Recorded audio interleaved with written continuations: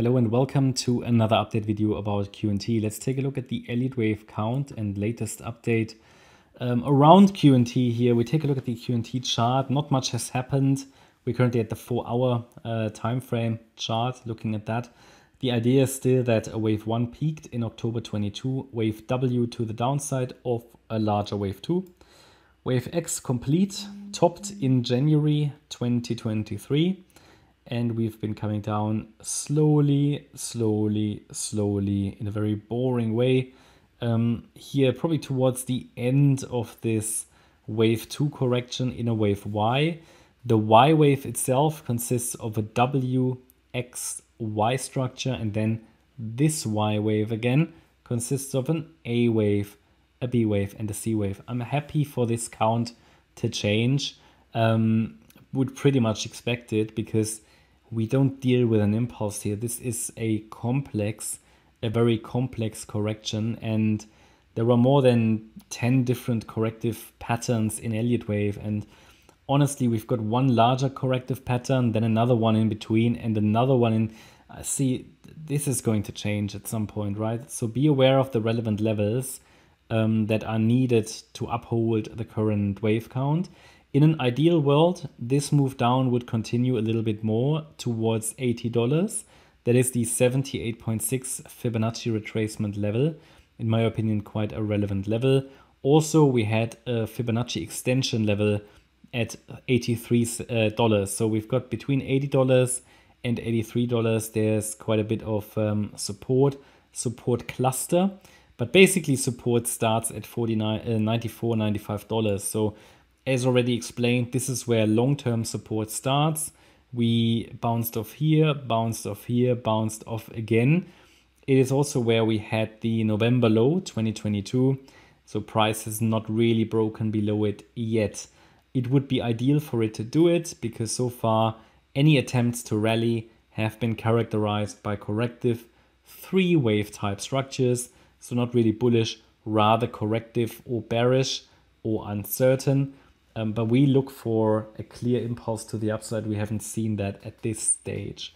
So therefore, I think it is needed that we make one more low. It would be good for the chart if that would generate buying interest again, because so far the bulls have been unable to rally in 5-wave structures, which is what we need to indicate that the trend has shifted back to the upside. And also, if we have a correction like that, WXY, the Y wave would in most cases end below the wave W.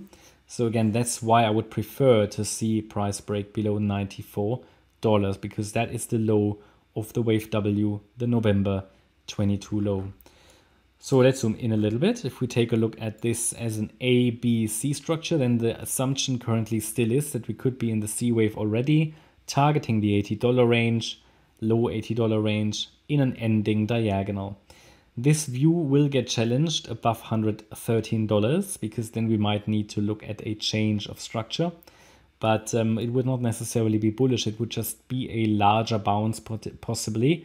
Next resistance would then be the $120 level. And then if we break above that, I would expect to get close to $134, maybe even a little higher. We will need to look at the structure then. But the problem is I need a clear bottoming structure at the moment. This is extremely difficult. Can I say it's already bottomed here? Of course I could, yeah, but it would be an unusually short C wave, a very weird structure.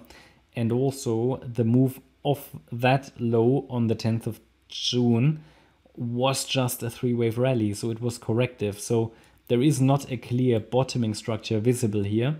The move to the upside is also corrective.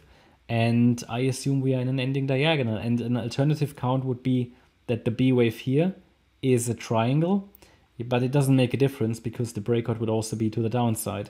And it would have a bit of an impact to the downside targets, but that's it. Now, I would need to change the count above $120. It would already get quite likely that I will have to change the count if price breaks above $113. But the move up so far is only corrective.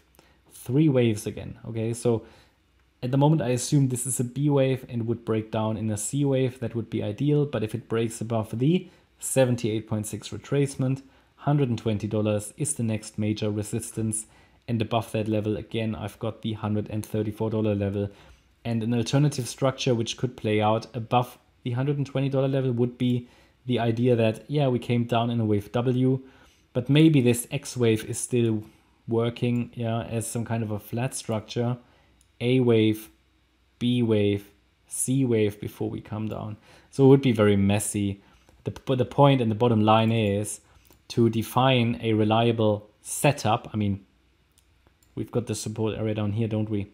But another setup, a sign that the trend has shifted to the upside, I need to see a 5-wave move up, either a diagonal or an impulse.